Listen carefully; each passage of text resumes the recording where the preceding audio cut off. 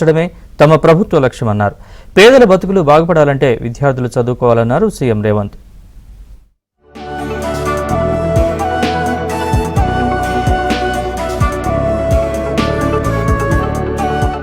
భద్రాద్రి కొత్తగూడెం జిల్లాలో ఇందిరమ్మ ఇళ్ల ప్రారంభోత్సవ కార్యక్రమానికి సీఎం రేవంత్ రెడ్డి హాజరయ్యారు.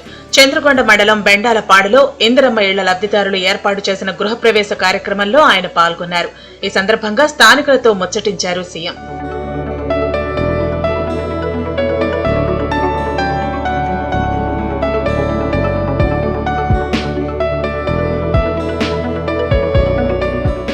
గతంలో కాంగ్రెస్ ప్రభుత్వం తండాలలో గూడాలలో రాజీవ్ స్వగృహ పేరిట ఇళ్లు నిర్మించి పేదవారి ఆత్మగౌరవాన్ని నిలబెట్టిందన్నారు సీఎం రేవంత్.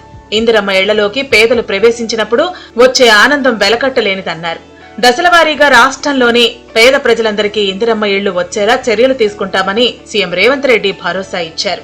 ఆనాటి ముఖ్యమంత్రికి సవాలు విసిరిన పదే పదే విమర్శిస్తుంటే కాంగ్రెస్ పార్టీ ఏమీ చెయ్యదు అని మన మీద అబాండాలు వేస్తుంటే నేను ఒక సవాలు విసిరిన ఈ ఖమ్మం గడ్డ మీద నుంచి ఆనాడు ఇందిరమ్మ ఇండ్లు ఉన్న గ్రామంలో మేము ఓట్లు అడుగుతాం, డబుల్ బెడ్రూమ్ ఇండ్లు ఉన్న గ్రామాలలో మీరు ఓట్లు అడగాలి. ఒకవేళ ఏ నియోజకవర్గంలో అయినా మీకు డిపాజిట్లు వస్తే తప్పకుండా చంద్రశేఖరరావు గారు మమ్మల్ని మన్నించమని క్షమించమని నేను అడుగుతాను సవాలు విసిరిన. నేను ఇవాళ ఈ వేదిక మీద నుంచి ఒక మాట చెప్పదలుచుకున్నా. హనుమాన్ల గుడి లేని గ్రామం ఉండొచ్చు, హనుమాన్ల గుడి లేని గూడెం ఉండొచ్చు, కానీ ఇందిరమ్మ ఇండ్లు లేని గ్రామము గూడెము తండాలు లేవు అంటే ఇందిరమ్మ ఇండ్లు తండాలలో గూడాలలో మారుమూల పల్లెల్లో రాజీవ్ స్వగృహ పేరు మీద పట్టణాల్లో పేదవాళ్లకు ఇండ్లు ఇచ్చే ఆత్మగౌరవాన్ని నిలబెట్టింది కాంగ్రెస్ పార్టీ అని చెప్పి నేను ఈ సందర్భంగా చెప్పదలుచుకున్నా. తమకు పేదల కష్టాలు తెలుసు కాబట్టే పేదరికాన్ని రూపుమాపాలని చిత్తశుద్ధితో కృషి చేస్తున్నామన్నారు సీఎం రేవంత్. పేదల బతుకుల బాగుపడాలంటే చదువుకుంటేనే సాధ్యమవుతుందని రేవంత్ రెడ్డి అన్నారు. పేదల బతుకులు బాగుపడాలంటే పేదవాడు చదువుకోవాలి. విద్య ఒక్కటే మన బతుకులను మారుస్తుంది. మనం చదువుకుంటే బాగుపడతాం.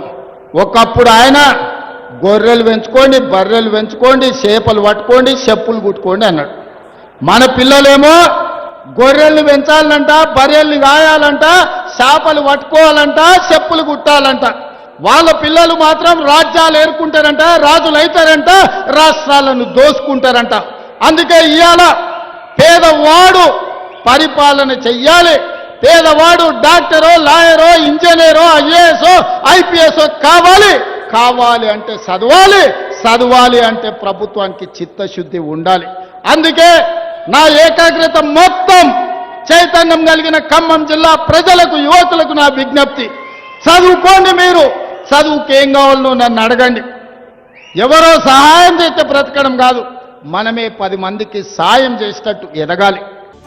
రాష్ట్ర ప్రజలకు 10 ఏళ్ల పాటు కొత్త రేషన్ కార్డులంటే ఏంటో తెలియదని, తమ ప్రభుత్వం రాగానే కొత్త రేషన్ కార్డులు, ఇళ్లు ఇచ్చామన్నారు. తాము ఏ బియ్యం తింటున్నామో పేదలకు అవే సన్నబియ్యం ఇస్తున్నామని రేవంత్ రెడ్డి తెలిపారు.